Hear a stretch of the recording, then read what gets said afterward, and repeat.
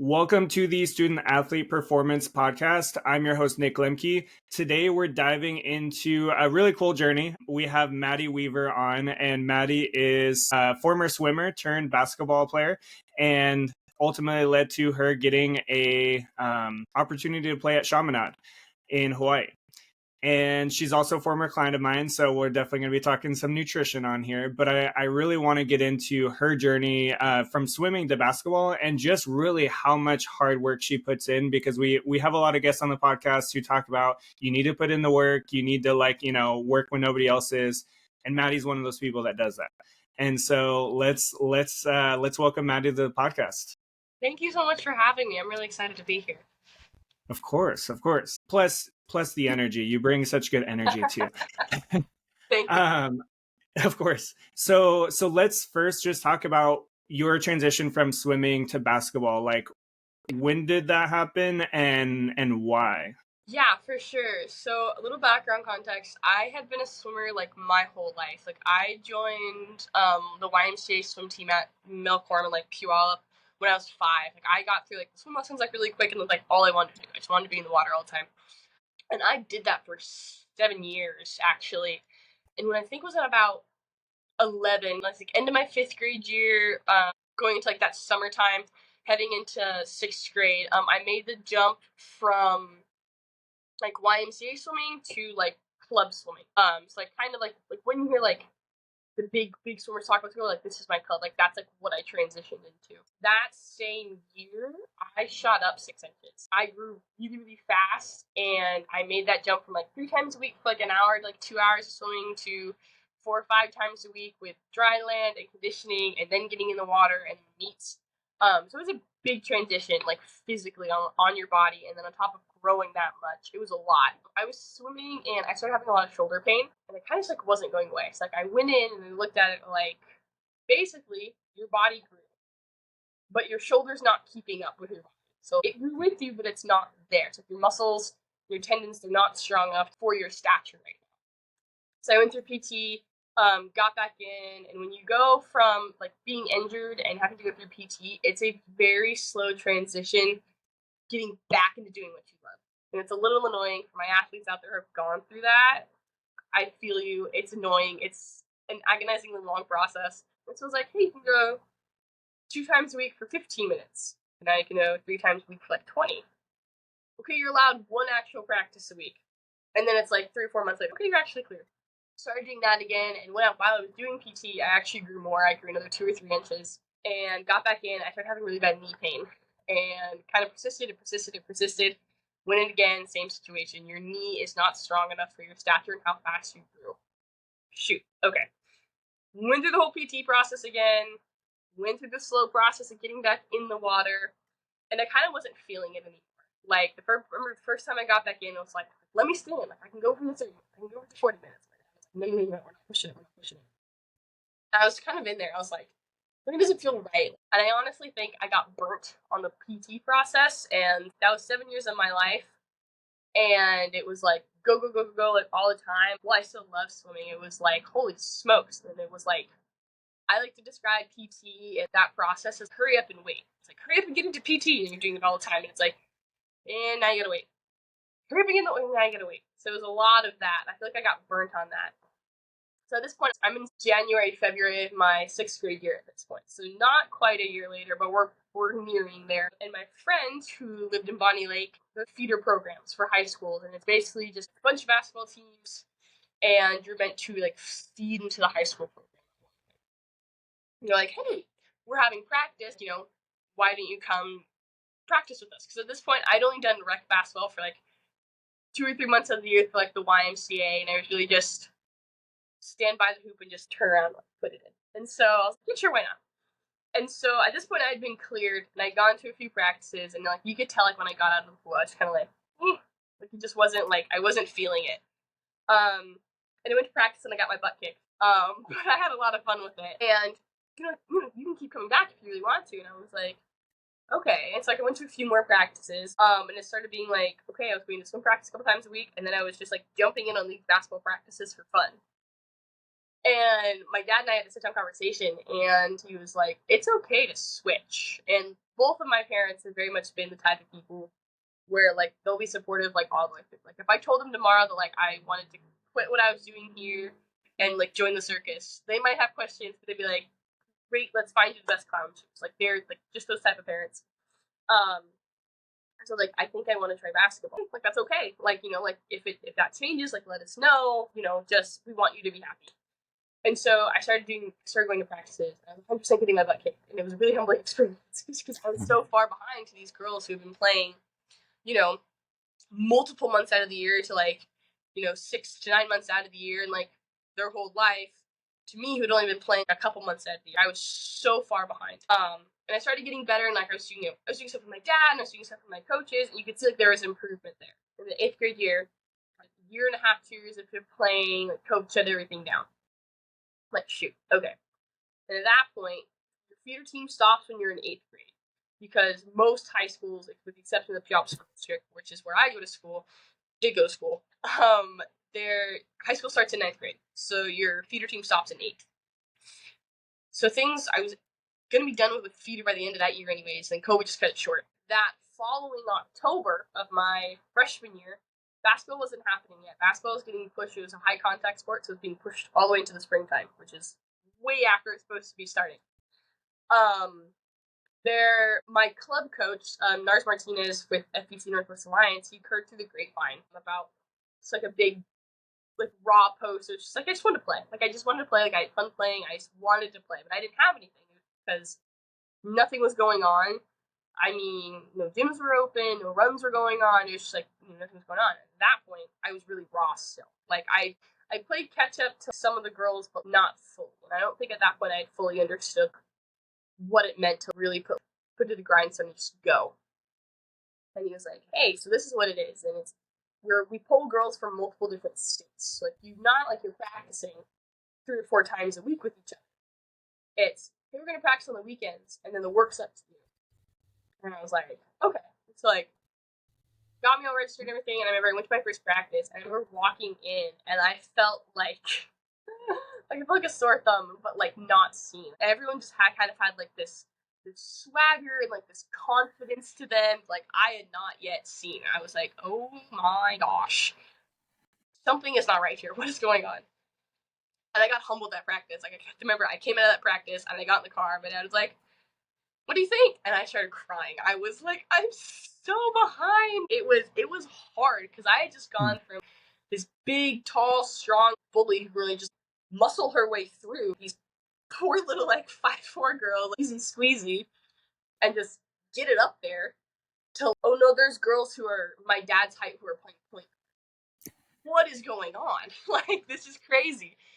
And so I got through that season, and about halfway through that season, I started looking at coaches and stuff. And my biggest thing was I had really, really, really slow feet. I'm a very broad-shouldered, strong-built person. I love hitting weights still, but my feet were really slow. Like, sometimes I turn, my feet just wouldn't go with me. And so I started seeing Travis Calloway in Puyallup. He was in Tacoma at the time. So, like, I've been with him since Tacoma, through the whole thing. And we started doing foot speed stuff, and then adding, it's like, hey, you're conventionally strong. How can we make you athletically strong? Like, if you needed me to do, like, chores outside and lift something heavy, I got you, but don't ask me to lift weights because it would be bad. Like, we need to add to your conventional strength athletically. We need to get you faster. So, like, I started doing that. And then one of my coaches, his name's Coach Cartier, he does individual stuff too. So, like, I started going to him. So this is my freshman year heading into my sophomore year. My freshman year of high school, for that spring season, I played JV. Going to my sophomore year, I made varsity after just, like, months and months of, like, I was seeing Travis 2 or 3 times a week doing foot speed and hitting weights. It was, like, Monday, Wednesday, Fridays. And then on, like, Tuesday, Thursdays, and Saturdays, I was seeing Cartier doing individual work, like ball handling, shooting, post work, foot stuff, footwork, foot speed, going to extra runs, going to extra practices, joining. I think there was a couple times where, like, I just jumped on a team that, like, needed a player that, like, I knew. I was like, hey, like, I just need somebody to, like, do a run with. My sophomore year of high school, I averaged, like, 8 and 8, like 8 points, 8 rebounds. And then same thing that club season. I got through that club season, and I felt like, okay, like, I started here, and everyone else was here. Okay, after all the work I put in over the summer, and then high school season, and then that month break between high school and club, I like met people. And then I kind of sat down and was like, great, I'm keeping up. I'm holding my own. I'm able to show I'm not top dog, but like putting, I'm here. Like I feel like I kind of made it. And then I was like, there's always an internal competition, I think, on your team. Because it's like, you're fighting for playing time. You're fighting for playing minutes. Like, I love you, but I want your butt in the bench. I want to be playing, right? I don't want to be taken out. I want to pass these girls now. Okay, what can I do? What do I offer that's something else? I was like, I know I'm not a 3-point shooter, and that's okay. I have friends that are great 3-point shooters, and I love them. I was like, that's on me. I was like, so what can I do? It's like, I know I'm strong. My foot speed's there. How can I become a menace in the post? Like, I got through my sophomore club season, and same thing. I was going to Travis. I was going to Cartier. I was doing open runs. I was doing extra stuff. I was going to extra practice district. Like, there were some days that, like, I would, like, go to Travis at noon to 2, and then there would be, like, open practice or open runs that night from 5 to 8, and I would, like, go in and get on that. Like, sometimes I was doing, like, 5 or 6 hours a day, where I was like, I just wanted to play. I just wanted to get better. Did that, and then I got into my junior season, and I averaged, like, 14 points, 13 rebounds. I ended up going first team all-league for the SBSL. But it's been crazy in all honesty, like looking like where I started and like where I came in like a short amount of time. And I don't mean to toot my own horn, but like the progress that I like what I put in and like how far I've come in a short amount of time normally takes a lot longer than what I had, like what I did. So I still swim, in all honesty. My first 2 years of high school, I swam for the high school team. I still love it. It was still fun. But it's just like, I just don't think it's for me anymore. That's okay. It's like, if you're an athlete out there and you're like, I'm not sure I want to keep with this sport. I think I want to switch. Like, it's okay. You can still come back to it. You can still be involved with your life. Like, it doesn't mean it's completely out of the picture. So, yeah, that's a long-winded version of my transition from to basketball. So, but the things that I want to highlight in that is all the extra hours you were putting in. Like when we talk about, these great athletes who, they're training on the field in the dark, or they're doing all these things in the dark, like when nobody else is around, like you were doing that. And it allowed you to speed up that process because, we don't have, 4 years of high school to develop to get an offer. Realistically, we have like 3 years to develop before we get our offers. We have a lot less window, than the say 4 years. And so why was it so important to you to put in all that extra work, and what really motivated you to put in all that extra work to get there? Yeah, for me, I've always kind of been one of those kids where I'll use my little brother for an example. So I'm an athlete. I'm athletic. I'm not like a freak athlete, like naturally. My little brother is. He's the type of kid that someday would like pick up a tennis racket and be like, what's this game? Like, you've been playing for 20 years. He could go and beat you. He's just a freak athlete.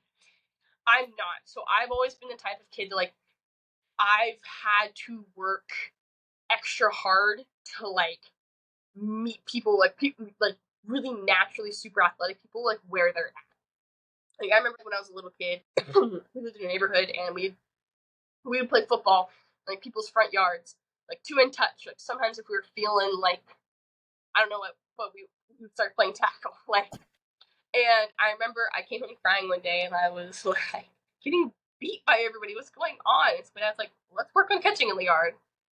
Say like you 2 hand touch. So I play tackle, and I remember like working on it with him. Like a couple days later, like I went out and I was like, this is the day. And I'm like 9 years old, just trying to play flag football and like 2 in touch football with people. It's just I've always just wanted to like be like not like left out on a skill set wise, like whether it's been academically or athletically. Like I want to like meet you where you're at, and then I want to get past you. Like I'm really competitive, and so to me, it's kind of like my own internal competition with myself. Like, it's like, okay, great. Like, okay, you got a 95, I got a 94 in this test. Okay, great. I'm gonna get a 96 next time. Or like it's early flag football. It's like I didn't want to like keep losing and getting my butt kicked by like a bunch of boys in the neighborhood. So I went home and I was like, teach me how to catch a football. Like it's just like little things like that. And I think that's how I've always been. Like I want to be able to like meet you where you're at, and I want to be able to keep up, and I want to be able to hold my own. And then when I've got my footing there, okay, great. Now I want to be better than that. I want to keep getting better at that to show that like, yeah, I'm able to do this. Like there's a reason. Like I belong here. Yeah. No, I love that. And that's really what it takes. A lot of us who don't have the natural giftings, those are the things that are required. And I know for you, you have, we've had separate conversations about your goals for when you're even done with playing sports. You have other goals within sports and beyond that you want to achieve. And that's what's going to help you be successful in those things. Like, I know you're going to do all these super cool things because of that, just that hard work you put in and that dedication to be better. Thank you. Yeah. Yeah. So I on that note, I do have to highlight when we started working together, your senior year of high school, you had already gotten your commitment. You were already committed to Chaminade, and you were already mostly through your senior season. I think it wasn't Yeah. until like towards the end of the season. So what motivated you to focus on the nutrition at that stage when you had already gotten the offers and commitment and everything? For me, there was a lot of, so I've always been like a super busy kid. And so I have memories, like vivid memories. My parents will vouch for this where it's like, hey, like on meet weekend, on swim meet weekends, on like, hey, you're not swimming till Saturday morning. You have to be there at 8. Okay, Friday after school, we're doing a grocery trip. Okay, what would we want? It's like, okay, we have grapes, we have granola bars, we have stuff for sandwiches, we have, all these like snacks, we've got crackers, we've got carrots and dip, we've got, like stuff like this, like over the weekend. And like we would have like all these parents too, like on meet weekends, like it would be like a potluck of like these like 8, 9-year-old swimmers just like ready to bow down after a race because we were like, oh my gosh, like you expended energy, right? Like you're a little kid, right? It's like you don't think about it. And it was like, okay, right after this race, I'm gonna go get cup of noodle from the vending through the, like the snack bar. Maybe you shouldn't do that afterwards. I felt like I just didn't know a lot.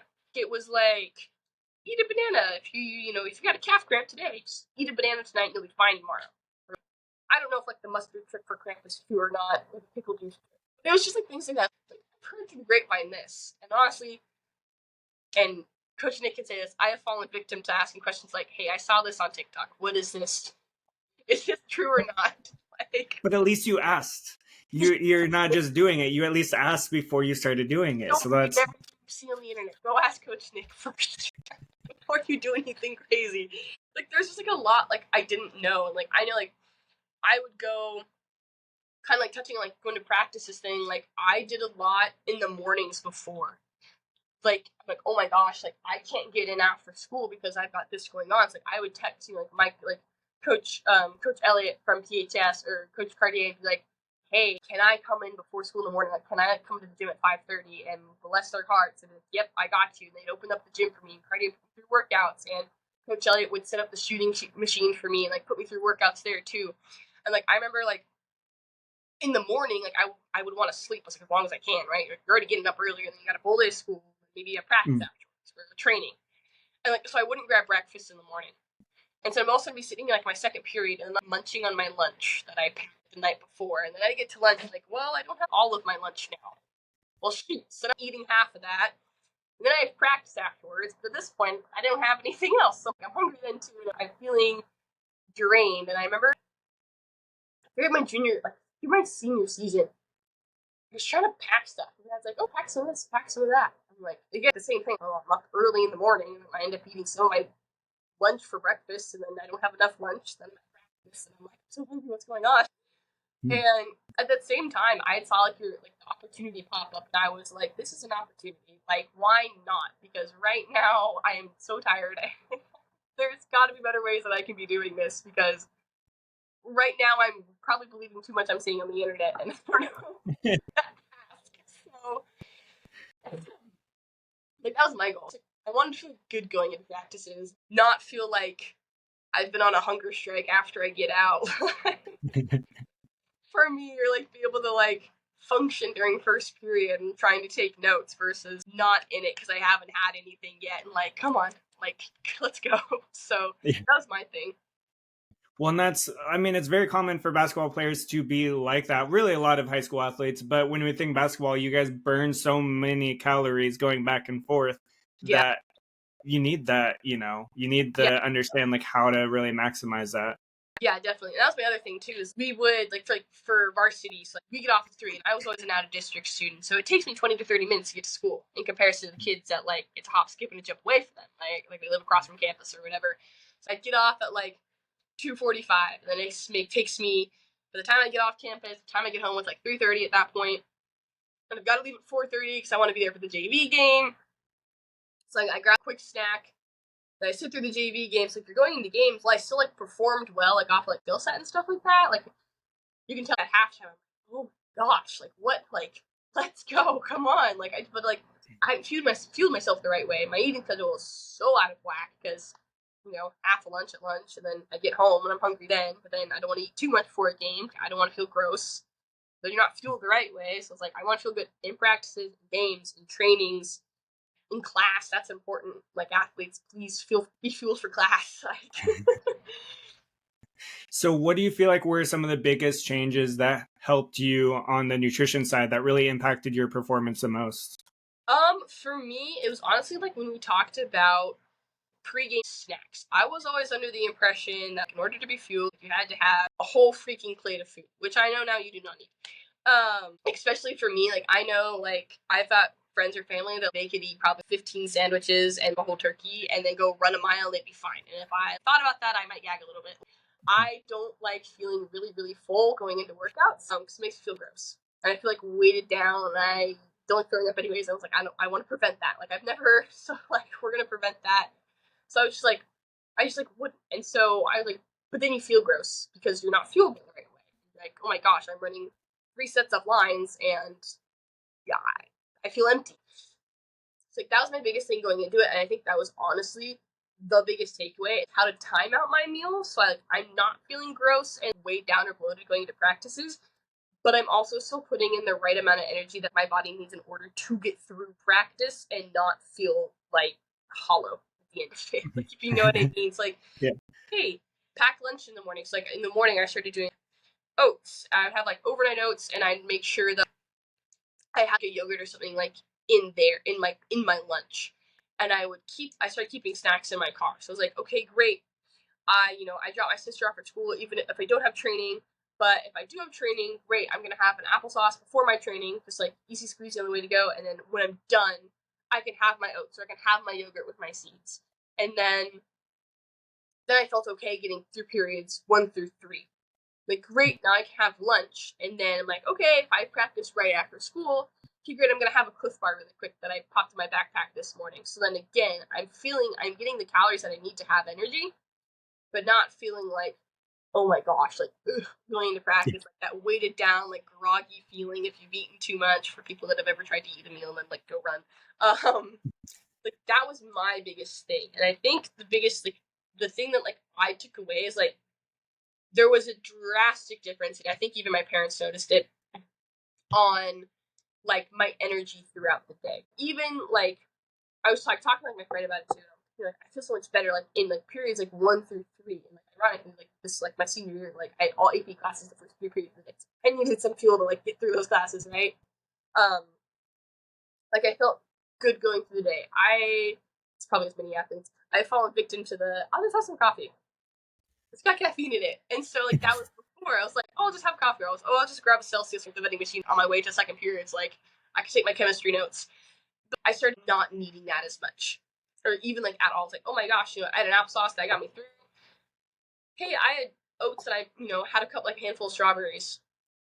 Oh, okay, I don't need to down a Celsius in order to get through to lunch so I'm not falling asleep. So it's that was I had energy to be able to perform academically, which is huge. But then I felt good going into practices. School's still tiring, we all know that, but I didn't feel so perpetually exhausted heading into after school practices. I'd eaten right that day at the right times. So I had the right amount to function the right way and perform my best and do well, those are my biggest things, how to eat to fuel, but then how that fuel helped me as both a student and an athlete. Yeah. No, I mean, that's the thing is a lot of athletes back end their calories, or they just don't get enough. They back end it where, big dinner, and this is people in general in America do this, back end their dinner, back end a little bit on lunch, but breakfast tends to be neglected, kind of like how Yeah. it was for you too. But then we started friend ending that, and then you're like, wow, I feel so much better throughout the day, not just that first few hours, but also, again, at practice and stuff, you're feeling a lot better too. Yeah, for sure. Yeah. So how has that helped you so far now getting into the college setting with all the intense practicing that you guys have been doing? Funny story for this, like, watch this all the way through. I actually texted Nick the other day and I was like, my muscles hurt so bad, what do I do for food? It's honestly helped a lot. So, like, something like I've noticed, like, I've had, like, like, teammates or, like, oh my gosh, like, I'm so hungry, like, I don't, like, I just feel like, oh my gosh, like, I need to eat. Like, you can't eat, like, smack dab in the middle of the practice, like, when you're running a drill, or, like, when you're on your 5th down and back out of the 17th. So, for back from context, we have practice really early in the mornings. So, we have practice at 5:30, 5:45-ish. Monday, Wednesday, Friday, we hit weights. We also do a mini track workout for conditioning. And then even if we don't, like, practices still start at, like, 5:30. Everything's super early. And for those of you that don't like waking up early, I'm with you. And it's really easy to just, like, roll out of bed at the last possible second and, like, throw on your shorts and grab a hair tie and just get to practice. So I've had to make, like, a diligent focus on, like, hey, I'm gonna wake up and, like, I need to grab, like, a Cliff Bar on my way out the door. I need to grab, like, an applesauce. So, like, that's been my biggest thing, is, like, grabbing just something, like, quick and small. And I think one day I actually forgot, and I asked my teammate, and she ended up having one, and it ended up being good. So, like, I had, between, like, weights and active practice, like, I had my granola bar, and, like, I felt better. And honestly, like, there's been a couple days where, like, I forgot. Like, there's such a difference that, like, you can feel between, like, oh, I didn't have my Cliff Bar and an applesauce, or, like, one or the other. And now I feel, like, gross, or, like, not like I can, like, get through practice right. So that's been, like, the biggest difference, and it helps you. It's helped me, especially being up so early and adjusting to a whole different time zone when you're not used to something like that. So you put the two together, and if, like, you're actually feeling the right way, I think it helps you adjust. It's helped me adjust a lot, so I'm, like, I'm not groggy from adjusting to a time zone, and then early morning practices and intense practices too. When you get to college, it's a lot quicker. There's a lot more going on. So Yeah. So another piece I want to ask about too is with the nutrition piece, your main thing was you wanted to better understand how to fuel so that you felt better, you performed better, etc. But I know that you also gained some other things. Like what were some other unexpected benefits from learning about the nutrition? I started feeling, like, full for longer, which is weird because, like, I mean, I still am to this day, but, like, like, more so before, like, I was a snacker, so, like, I'd pack, like, a big lunch, but, like, so with the intent of, like, oh, like, I'll probably snack, like, I used to always eat, like, some sort of, like, snack, or, like, fruity snack, or, like, I'm a Triscuit lover, like, I'd eat Triscuits during, like, second periods, like, I wouldn't eat in the morning, and they're like, oh, I just, like, snack throughout the day, like, periodically, so, like, by the end of the day, my lunch would be gone, but, like, not, like, actual, like, meals, or, like, periodic snacks, like, planned, I guess. I started feeling full for longer, which I think was big, so it's not like, oh, I had a snack, and then, like, 45 minutes later, you're good, you're good, no, you're good. For, like, 45 minutes later, I'm like, okay, and I'm gonna eat my grapes, and then 30 minutes later, okay, like, I'll eat my yogurt now. So I felt full for longer, which I feel like as an athlete's a good thing, because, like, I call it the athlete munchies. It's like you go and you work so hard and you have to practice. Like, oh my gosh, I could eat a horse right now. Like, even before, if you had a morning practice or something else going on, it's easy to be like, oh my god, guys, I need, like, a huge plate of food. Wait, don't get me wrong. You need to, like, refuel yourself, guys. Make sure you get your post-workout meal. That's important. Um, but yeah, feeling full for longer and not feeling like a constant need. Oh, I need to have a few crackers or my grapes, or, that granola bar and wrap half of it up, or, like, oh, it's like 15. I'm gonna, like, have that protein shake now that was intended for this morning. So, and also planning for me, I am thoroughly not the most organized person, and I am the first person to hit snooze 10 times. But I knew in the mornings, like, especially wanting to build a routine, and, like, I needed to get up. Like, okay, no, like, I need to get up and make sure that, like, if I was having a yogurt that morning, like, I've got to be able to get it and, like, pull the lid off really quick and, like, throw, like, almonds in there, or chia seeds, or pumpkin seeds. Like, I've got to be able to, like, get that ready. So, like, it helped with, like, my planning and my scheduling as well, which I didn't think honestly would happen. I was like, oh no, like, okay, I'm actually getting up and, like, doing something now, and, like, planning. I'm like, okay, great. This is gonna be for lunch, but then at, like, 2:30, I'm gonna, like, this Cliff Bar and like this pack of like almonds that I had, like I popped from my car into my backpack. Like that's when I have to eat. That. So it helped a lot with like my scheduling and planning, which was helpful for me because I can be a little disorganized sometimes, and I'm like, shoot, I should have started getting ready 30 minutes ago, and I gotta leave in 10 minutes. So like it's honestly helped a lot with that. Yeah, I mean, excuse me, and there's a lot of things that you have done and that you have also developed that is going to make you successful again in sports, but also in anything else you pursue. So again, a lot of these things, not just the nutrition, but again, all these other things you talk about are things that are going to help athletes, you know, be more successful if they follow in your footsteps. But I do want to ask you, what would be your one piece of advice?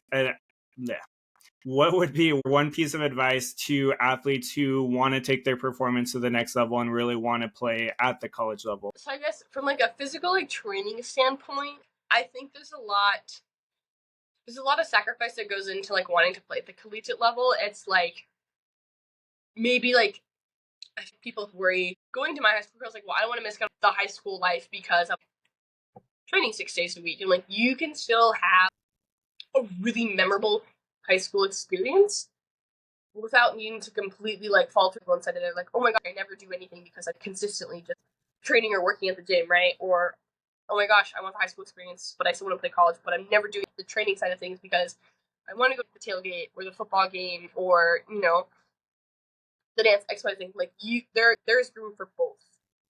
You're able to do both. Like I think I'm a testimony to that. I was a very involved student. I was also in band for 8 years. So like I played at football games on Friday nights, and we did parades, and we went to California where like we did the Disneyland parade. Like there's a lot going on, and I was involved in newspaper. So like, you know, you're writing stories, you're interviewing people, you're creating a publication and a layout, and picking up the paper in Seattle. There's a lot going on. It's like, remember that you can do both. That is my biggest thing. It's okay to worry, like especially going into like your freshman or your sophomore year, depending where you're at. It's okay. I would say as an athlete, that's like a normal fear. Well, I don't want to miss out on one thing or the other.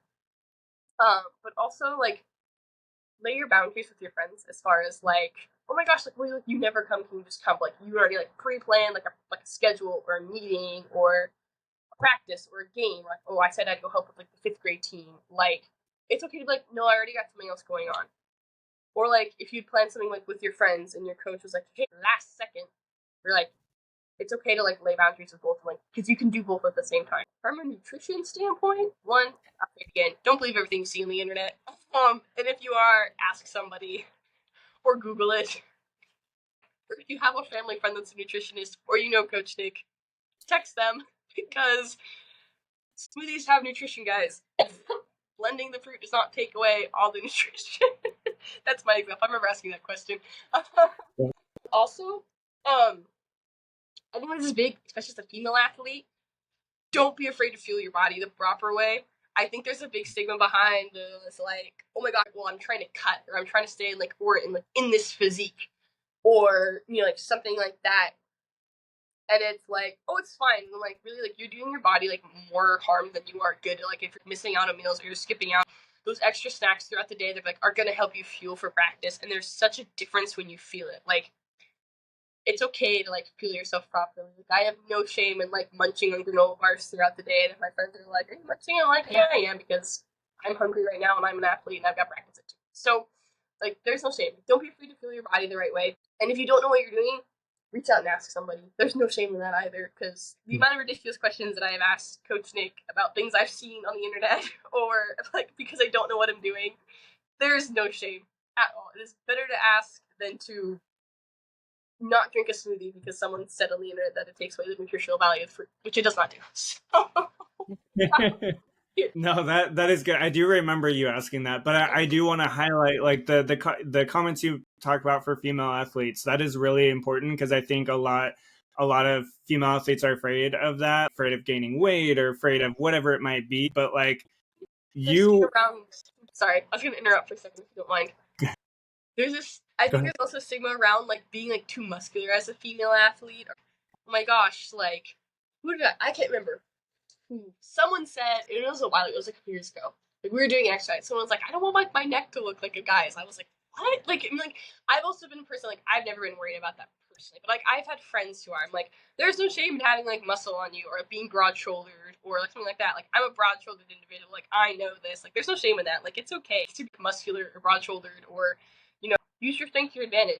For a lot of female athletes, your body is, like, that's part of your skill set. Like, there are 6'6" guards that shoot over, these poor little 5'8" guards threes all day because they're long and they're limber and they're lankier. There's posts like me that are like strong and broad shouldered and built like muscularly that are able to just shoulder into somebody to get to the basket, right? Like, there's no shame in being long or lanky or too skinny or too muscular, or don't be afraid of looking masculine. Nobody cares.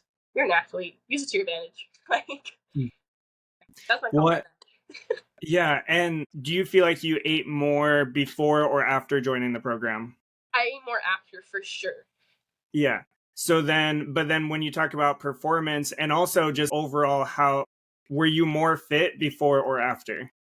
Honestly, people would say like, "Oh my gosh, maybe you're like more trim before, maybe you're like more trim after." And like I've always I don't know if you're talking about it, but like during season is like the time where like, oh my gosh, like my weight would dip. And, like, it's like, which is not always a bad thing. It's a bad thing if it was unhealthy, but like there is a difference between like muscle mass and then, but also how you're endurant. I feel more fit after. Like, I'm able to fuel the right way. Like, if you're trying to put muscle on, like, okay, then if you're feeling your body the right way, then great, then you'll put muscle on. Or if you're trying to cut, or you're trying to run a marathon, I will never do, but if you want to do that, great. And you're feeling your body the right way, I think it's a testament to say that if you feel good about how you're performing because of your food, then like that's like would be like more my like I guess like definition of fit. Like, I feel so much better like when I've had something to eat and I feel good after workout versus feeling like I'm just gonna lay in the gym floor for like 3 hours and like take a nap here because I don't want to walk up the stairs because I feel so like groggy because I didn't feel the right way. So yeah, I would say after, like, regardless of like oh my gosh, if you like put on 5 pounds, or like you lost 5 pounds, or oh my gosh, I didn't meet PR time, whatever the case is, if you're feeling the right way and you feel good after workout and not gross after a workout, I think that's a testament to say I feel fit, if that makes sense. Oh yeah, for sure. Well, and that's why I want to highlight it. Like, you were putting in, yes, more food, but also more better quality food, and you were feeling it a lot better too. Like, it was improving your performance and improving a lot of things. So I think that's just like, I want to highlight that for those who struggle with the eating enough, that you can eat more and feel better at the same time. Yeah, for sure. Yeah. So that was really all I had. I know there's a lot of good stuff from here. Maddy, like there's a lot of things that athletes listening, you guys can take from her. Number one, just her commitment and all the hard work of, putting in the work, because she wasn't a naturally gifted athlete, and she put in that work, and she, got her college offers, and she got her opportunity, and all of the other things that she continued to build on to get better, even through her senior year and even now. And so, listeners, follow Maddy. Also, Maddy will highlight where they can find you on social media. But really, tune into this, because she has put in the work and she's got the evidence to show for it. Thank you so much, and thank you for having me on. I'm really excited to be here. Of course. And what's the easiest way for listeners to find you? You can find me. I mean, I'm kind of everywhere. You can find me on Instagram. I'm Maddy with a Y, Maddy Weaver, so Maddy Weaver. Don't spell with an I, it won't pop up. That, or like if you find like the Chaminade women's basketball page, like I'm on there, and you can find like my tag on there and find my profile that way. So if you ever have any questions or like comments, questions, concerns, like I have like slide into the DMs, like that's fine. Ask the question. So yeah, or ask Coach Nick because he's probably he has a lot more knowledge on nutrition than I do. But as far as like things, so yeah. Yeah, and you have a lot that you can speak to athletes, so that's what I want to highlight for sure. Yeah.